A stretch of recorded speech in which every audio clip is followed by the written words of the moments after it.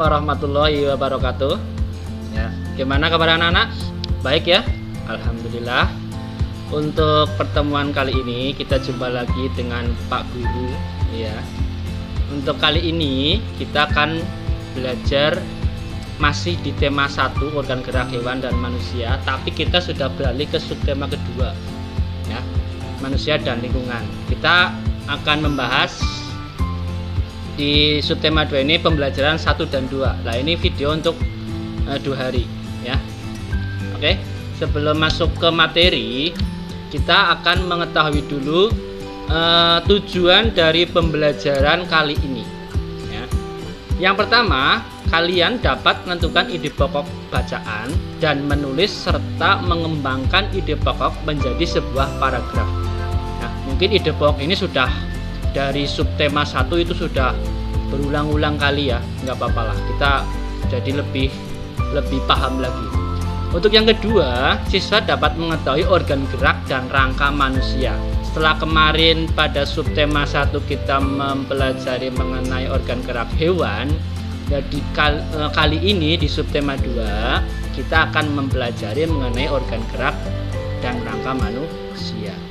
Dan yang terakhir adalah kalian nanti dapat membuat sebuah cover.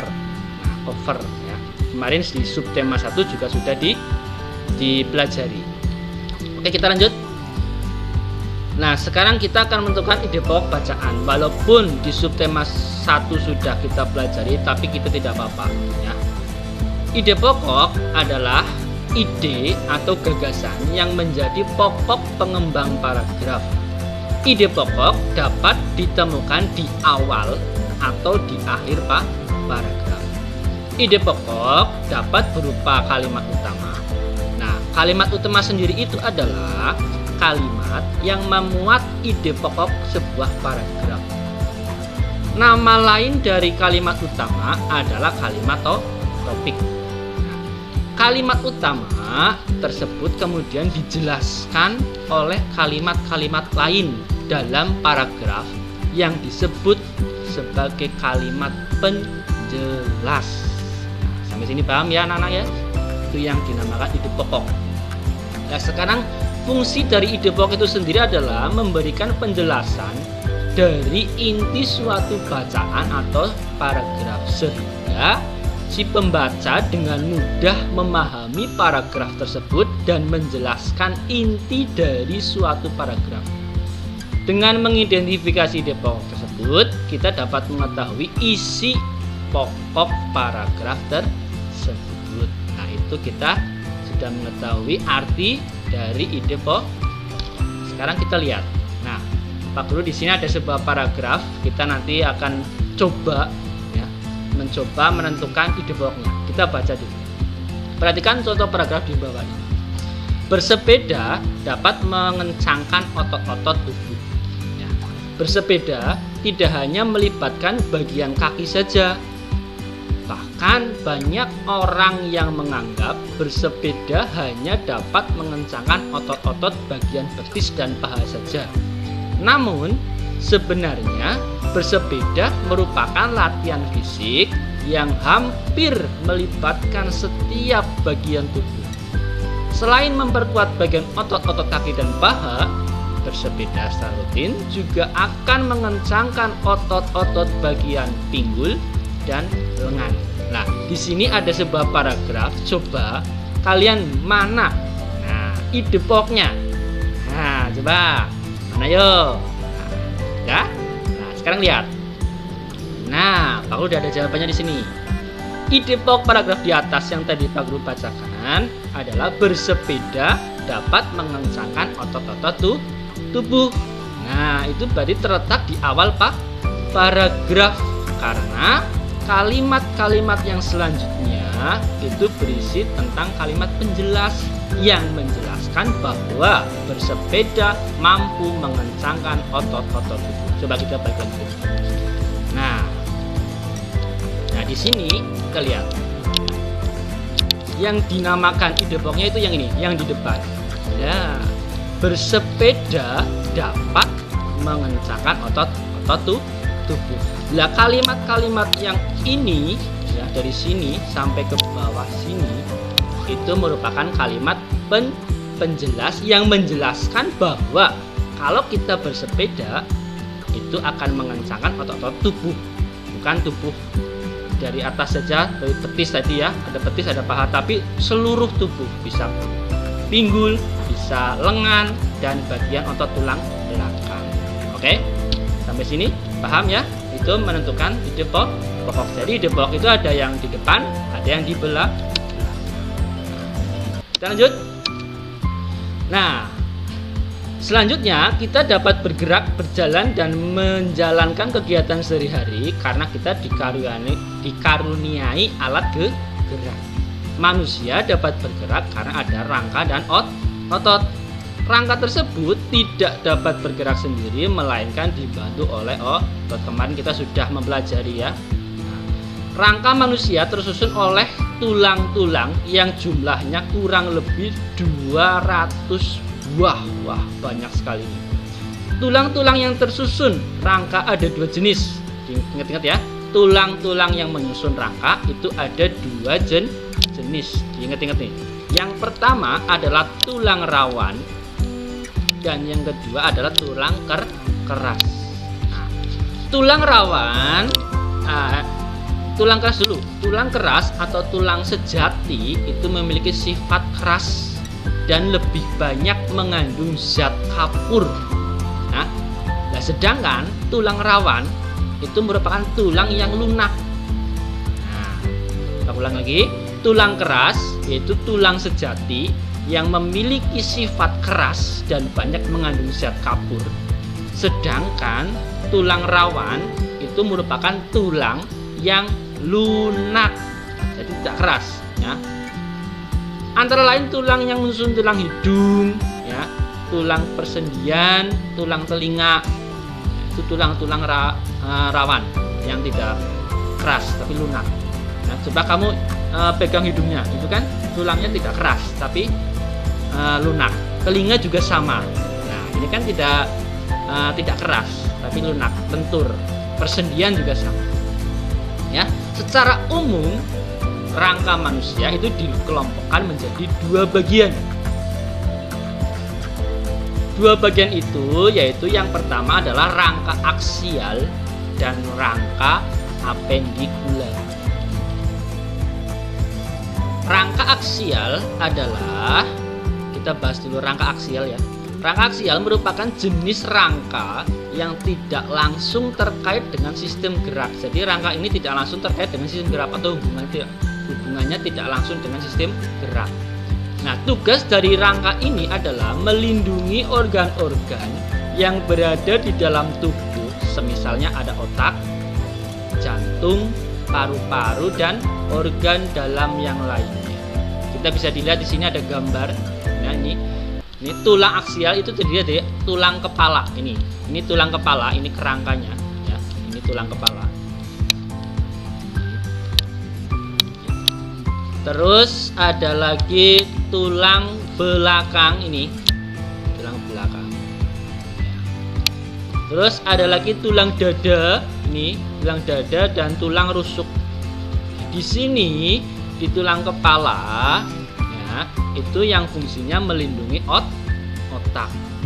Nah, ini. Jadi organ dalam yang dilindungi oleh tulang kepala adalah otak. Nah, di sini ada juga tulang belakang. Kita nanti bahas lagi lebih detailnya, kita pengenalan dulu. Nah, terus ada lagi tulang dada dan tulang rusuk. Di sini ada pembagiannya. Ini ada rusuk sejati, ya, ada tulang rusuk melayang, ada tulang rusuk palsu, tulang dada, tulang belikat, ada tulang selangka. Nah, ini kita nanti bahas lagi lebih detailnya lagi nanti. Kita pengenalan dulu. Oke, untuk selanjutnya adalah kita kelompokkan. Nah, di sini kita kelompokkan ke tulang yang membentuk rangka aksial. Yang pertama tadi Pak Guru sebutkan tulang kepala atau tulang tengkorak kepala. Nah, di sini dibagi ada kepala dahi. Ya, di kepala ini yang ada dahi, ubun-ubun, pelipis, kepala belakang, baji, dan tapis. Nah, ini. Terus ada tulang wajah, ada rahang atas, rahang bawah, hidung, mata, lidah, konka dan pipi. Ya. Terus ada tulang telinga. Di sini ada tulang telinga, di sini ada martil, ada landasan dan sanggurdi. Nah, ini merupakan kelompok pertama dari tengkorak kepala kita. Ini ada 3 tulang, kepala, tulang wajah, dan tulang ke telinga. Oke, yang kedua adalah tulang belakang. Manusia juga disebut kelompok vertebrata, yaitu yang bertulang belakang. Nah, di tulang belakang ini itu terdapat atau menghubungkan yang pertama tulang leher. Ya. Nah, ini tulang leher nih. Nah, ini tulang leher. Yang kedua adalah tulang punggung. Di belakang, ya, tulang punggung. Terus yang ketiga adalah tulang pinggang. Nah, tulang pinggang. Dan yang keempat adalah tulang ekor, ya, di belakang. Dan yang kelima ada tulang kelangkang, ya. Terus ada lagi yang ketiga adalah tulang dada. Di tulang dada itu terdapat tulang hulu, ya, tulang hulu. Terus ada tulang badan, ada lagi tulang tajuk pedang, ya. Oke, itu tulang yang ketiga. Sekarang yang keempat adalah tulang rusuk. Nah, ini di tulang rusuk ini terdapat tulang rusuk sejati, ya. Terus ada tulang rusuk palsu dan tulang rusuk melayang. Nah, ini tulang rusuk melayang. Ini ada tulang rusuk palsu, ya. Ini tulang rusuk sejati. Ini dari sini sampai sini itu sejati, dari sini sampai sini itu palsu. Yang ini adalah yang melayang. Yang ini. Nah, ini melayang. Oke? Sampai sini ada yang mau ditanyakan anak-anak? Ada ya? Nah, di sini tadi untuk tulang belakang ini ada 7 ruas tulang leher. Terus ada 12 ruas tulang punggung, ya, punggung ya ini. Terus ada 5 ruas tulang pinggang, ya. Ada 5 ruas tulang kelangkang dan 4 ruas tulang ekor. Oke, sampai sini sudah jelas anak-anak untuk membentuk rangka aksial. Kalau sudah, kita lanjut. Untuk rangka yang kedua adalah rangka apendikular. Apa sih rangka apendikular? Rangka apendikular itu berbeda dengan rangka aksial. Nah, kalau rangka apendikular itu terkait langsung dengan sistem gerak. Kalau tadi, ya, rangka aksial itu kan tidak terkait langsung dengan sistem gerak. Nah, kalau apendikular itu terkait langsung atau berhubungan langsung dengan sistem gerak. Oleh karena itu, rangka apendikular ini tersusun atas tulang anggota gerak atas dan tulang anggota gerak bawah. Secara umum, rangka apendikular adalah tulang-tulang penyusun alat gerak, yaitu tangan dan kaki. Ingat-ingat ya. Rangka apendikular tersusun atas tulang anggota gerak atau tungkai, gelang bahu, nah, dan gelang panggul. Ya, jadi itu bedanya. Kalau aksial itu tidak langsung berhubungan dengan sistem gerak, sedangkan kalau apendikular itu berhubungan langsung dengan sistem gerak. Itu bedanya aksial dengan apendikular. Kita lihat contoh dari kelompok tulang rangka apendikular. Ada 3. Kalau tadi aksial itu ada 4, kalau apendikular itu ada 3. Yang pertama adalah tulang tungkai. Tulang tungkai itu dibagi menjadi 2 bagian.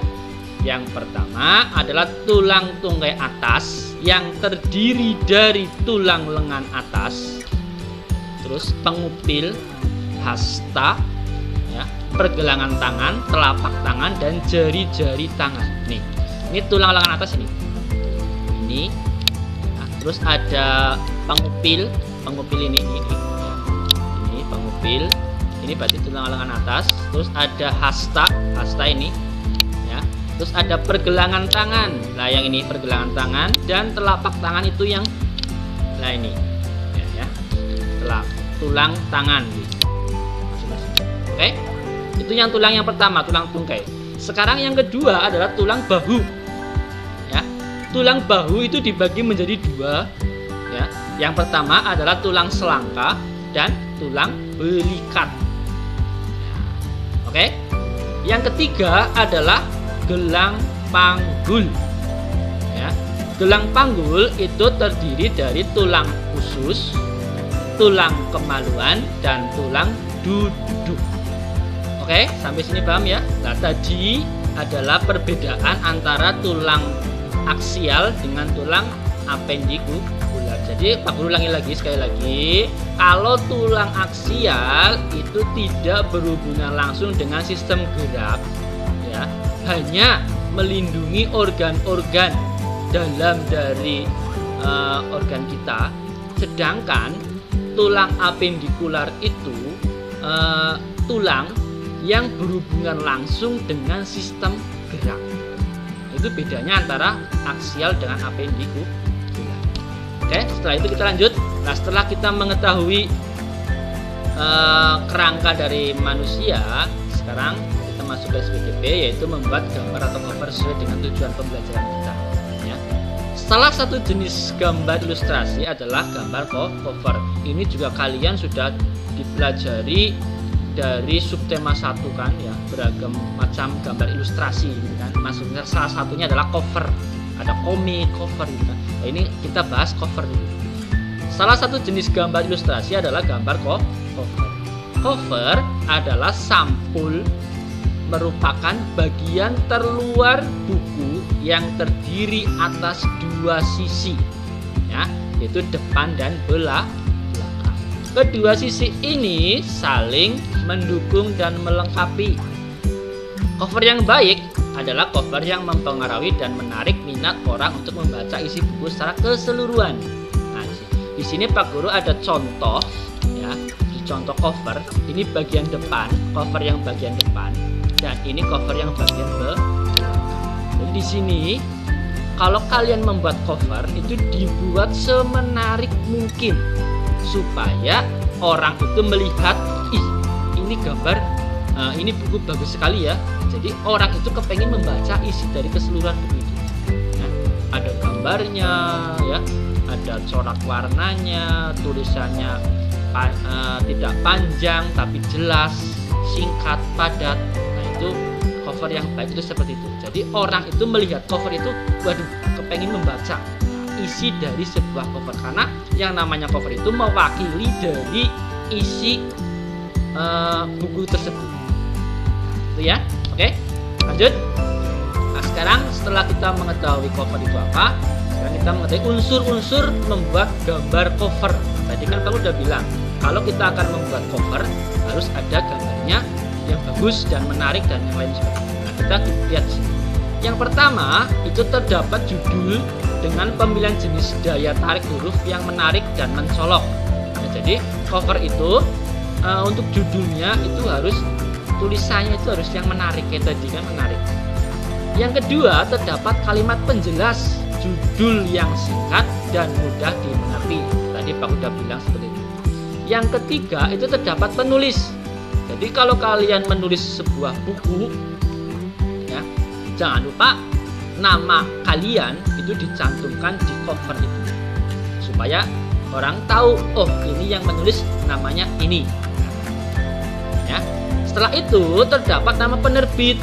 Nah, selain nama penulis, di situ juga nama penerbit, percetakannya maksudnya loh. Dicetak di mana, CV mana, PT mana, itu kan ada biasanya gitu ya. Terus yang kelima adalah menyertakan gambar yang menarik. Lah ini Pak Guru udah bilang tadi, gambar harus menarik, jangan asal-asalan. Nah, kalau gambarnya asal-asalan ya orang melihat saja sudah, waduh, ini gambar orang apik lah, pasti jerone orang apik, gitu kan? Nah, karena cover itu mewakili dari isi buku. Yang keenam adalah terdapat sinopsis isi buku pada sisi belakang. Jadi tadi kan cover ada dua bagian, depan dan belakang. Kalau yang depan itu terdapat judulnya, penulis penerbit dan sebagainya, gambar. Lah kalau yang di belakang ini sinopsisnya, ringkasan. Nah, ringkasan dari isi buku tersebut. Yang ketujuh adalah terdapat identitas buku pada punggung buku. Ada identitasnya. Nah, kita lihat coba di sini. Apakah buku ini sudah memenuhi? Nah, di sini ada gambar. Nah, ini kan, ini gambar bagian depan ya anak-anak ya.